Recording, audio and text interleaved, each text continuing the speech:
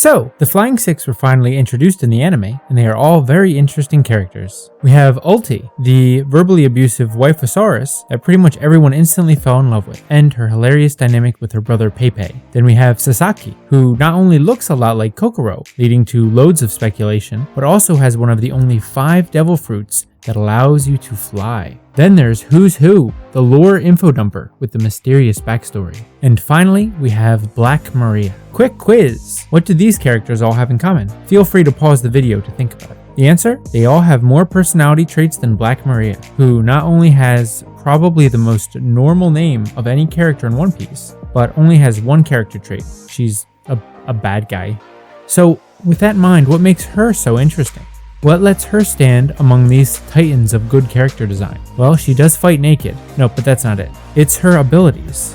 They are absolutely wild. And honestly, they have absolutely no cohesion between them. Spoilers for you anime watchers, by the way. The confusion starts when we first see her powers in action. She is introduced as a spider Zoan, and an ancient one at that. Neat, right? Wrong. Spiders are scary. That aside, the way her fruit manifests is much more like a smile user than a real Zoan. After all, there's a big gaping mouth, right? Well, you see where it is. And eyes, too. Why? We have never seen another Zoan manifest like this. The animal's face always ends up, you know, where the face goes. It seems unlikely that Oda would include something like this without a reason. Is she just a really powerful gifter? Or is there a second person below her and she's just sitting on top? Because even though she randomly disrobed, we still can't see where she connects to the spider. Then it gets weirder. Apparently, she can conjure illusions based on the loved ones of her target, using some sort of mist. Is this her power, or what? Once again, it is possible that she has a paramecia ability to make illusions and she's sitting on top of a spider Zoan. The alternative is that she could just be carrying around some sort of illusion dust. But what makes the person specifically see their dead loved ones? And what makes them hear their voices? Because apparently they hear their voices too. This is very interesting stuff. Can she tap into their memories and view them? Or is this all happening in the victim's head? This is not a power usually associated with spiders, so unless I'm missing something, this needs an explanation.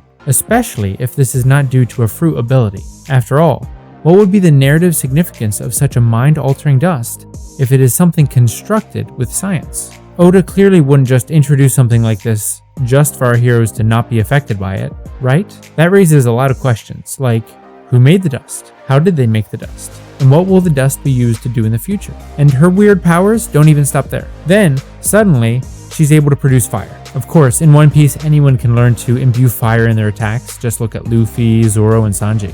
It really makes Oven's ability a bit silly, doesn't it? Of course, we learned that the staff was making the fire, not Maria herself. More specifically, based on chapter 1020, it seems like the creepy face in the staff was making the fire. And apparently the face is a separate person who just lives in her staff? It seems he was the one using friction to make fire. So that's at least one question answered, but at least one more we have to ask. Also, where was she keeping that staff? Anyway, the fact that the staff is a separate person is largely what gives credence to the idea that Black Maria may be 2 people in a kimono pretending to be a really big one. In the meantime, while we wait to find out what really is going on here, let me know why you think she is the way she is and what ancient Zoan power you want down in the comments. Yo! Geigo! Hey there! Don't leave without subbing. Hey there! Don't leave without liking. Hey there! Don't forget to comment. Hit the bell, hit the bell, hit the bell.